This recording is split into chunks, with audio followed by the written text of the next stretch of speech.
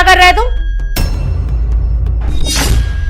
Madam काम कर रहा हूँ, बस 2 मिनट का काम बचा है, अभी कर दे रहा हूँ। जितना हो गया है ना उतना ही रहने दे। तू जा यहाँ से, मुझे तुझसे काम नहीं करवाना। थोड़ा काम बचा है, कर देता हूँ, फिर तो चला ही जाऊंगा।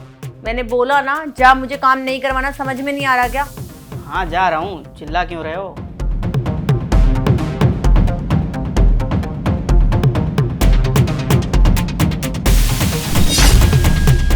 जा रहा है या नहीं जा रहा है?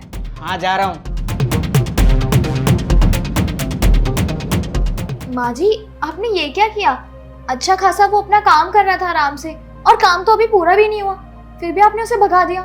सना बेटा, अगर वो काम कर रहा होता तो मैं उसे भगाती क्यों? मैं पागल थोड़ा ना हूँ। वो काम ही तो नहीं कर रहा था, इसलिए भगाया मैंने उसे। उसका ध्यान तो कहीं और ही था। अरे छोड़ ना बेटा, वो काम कर रहा था नहीं कर रहा था, वो सब बातें छोड़। अब कल तो तेरा जन्मदिन है ना? हाँ माँ जी। और मेरे पास तेरे लिए सरप्राइज है। फोन। नया फोन? ये तो काफी महंगा लग रहा है माँ जी। बेटा, तेरी स्माइल से बढ़ के तो कुछ भी नहीं है ना मेरे लिए। और वैसे भी तू डिजर्व करती है ये गिफ्ट, इसलिए मैंने तुझे ये दिया है। थैंक यू सो मच माँ जी। बेटा एक काम करियो, ये फोन ना संदीप को मत दियो। वो अपनी पुरानी चीजें तेरे को दे देता है और नई चीजें तुझसे सारी ले लेता है। और मैं नहीं चाहती कि मेरी बहू फिर से पुराना फोन यूज करे। ठीक है माँ जी। चल जा बेटा, रेस्ट कर ले। बड़ी देर से बैठी हुई है ना, थक गई होगी तू।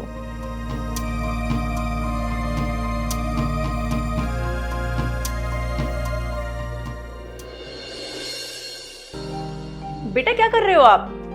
कुछ नहीं माँ जी, संदीप से बात कर रही थी। बेटा तूने ये क्या किया? क्या हुआ माँ जी? इसमें तो कुछ भी नहीं हुआ। अरे बेटा, तुझे मैंने इतना अच्छा दिया था और देख तूने कितना नाश कर दिया इसका। अरे किसी की दी हुई चीज के साथ ऐसा करते हैं क्या? मैंने क्या किया माँ जी? मैंने तो कुछ भी नहीं किया। तू इधर आ, मैं तुझे समझाती हूँ।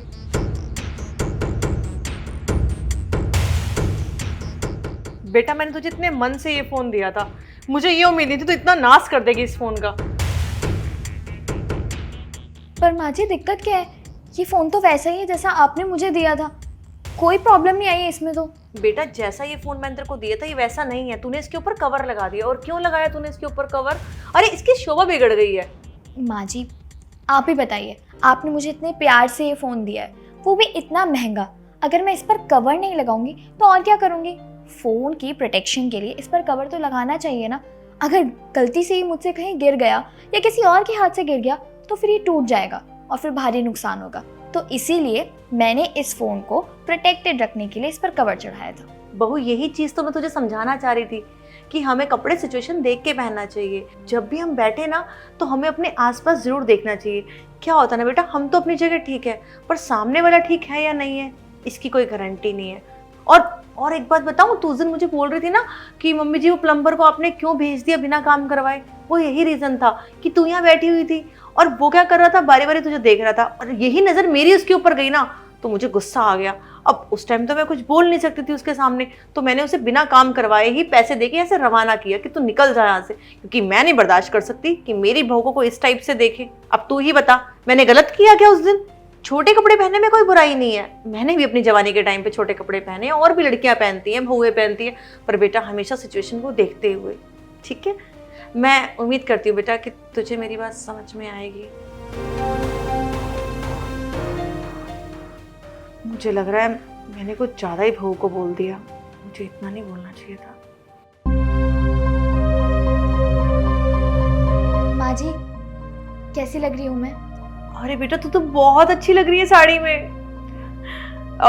मुझे तो लग रहा था कि तू गुस्सा होके चली गई है, पर अब मुझे समझ में आया कि तुझे समझ में आ चुका है कि मैंने जो बोला है वो सही बोला है। थैंक यू सो मच बेटा, तूने मुझे समझा। जी माँ जी, आप मुझे जो बात समझाना चाहती थी मैं समझ चुकी हूँ। और हाँ, मैं वादा करती हूँ कि आगे से आपकी समझाई हुई बात का पूरा ध्यान रखूँगी।